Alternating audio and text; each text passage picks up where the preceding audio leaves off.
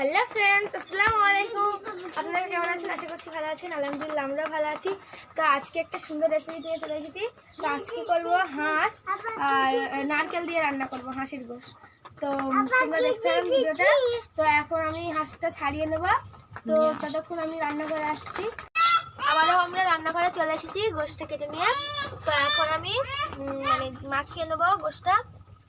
তো বাটাটা দিয়ে দেবো।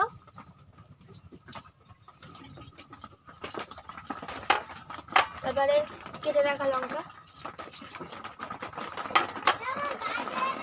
ধনে গুঁড়া, হলুদের গুঁড়া আর ঝালের গুঁড়া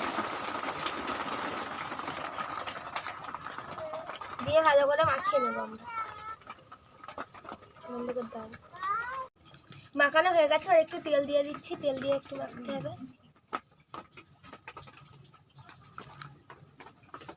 তো আমি একটু অল্প করে তেল দিয়েছি। তো আবার ভালো করে মাখিয়ে নেব, নিয়ে 10 মিনিট মতো রেস্টে রেখে দেবো। আমরা আবার 10 থেকে 12 মিনিট পর ফিরে এসেছি। তো এখন রান্নার দিকে চলে এসেছি। তো এখন আমরা দিয়ে দিচ্ছি তেল।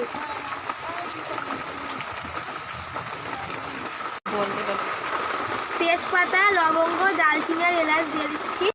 পেঁয়াজটা দিয়ে দিচ্ছি। পেঁয়াজটা লাল করে ভেজে নেবো। প্রথমে আমরা টমেটোটা দিয়ে দেবো।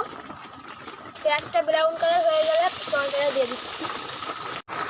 পেঁয়াজটা লাল হয়ে গেছে, টমেটোটাও ভাজা হয়ে গেছে। এবারে নারকেলটা দিয়ে দিচ্ছি। নারকেলটা দিয়ে ভালো করে নাড়িয়ে নেব।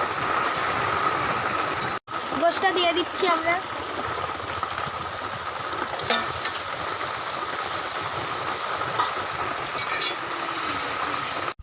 আলুটা দিয়ে দিচ্ছি। আলুটা দিয়ে কিছুক্ষণ কষে নেব আমরা।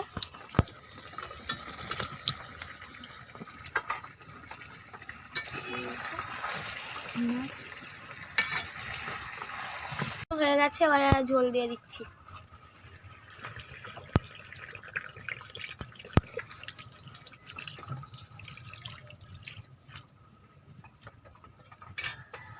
তো রান্নাটা হয়ে গেছে আমার। এবারে মরিচ আর এলাচটা দিয়ে নামিয়ে নেব। তো আমি মরিচ আর এলাচটা দিয়ে দিচ্ছি।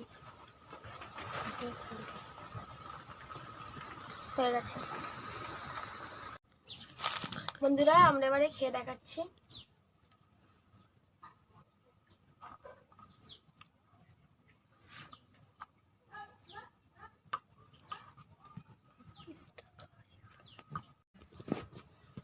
তো বন্ধুরা, আমি খেয়ে দেখাচ্ছি আপনাদের।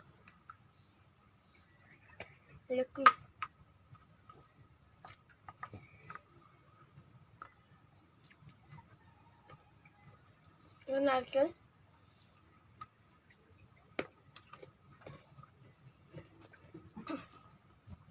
বন্ধুরা, খুব সুন্দর হয়েছে।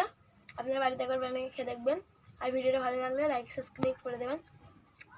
তো আমার তো খুব ভালো লেগেছে। আপনারা একবার হলেও বাড়িতে বানিয়ে খেয়ে দেখুন, আপনাদের হয়তো অনেক ভালো লাগবে। বাই, আল্লাহ হাফেজ।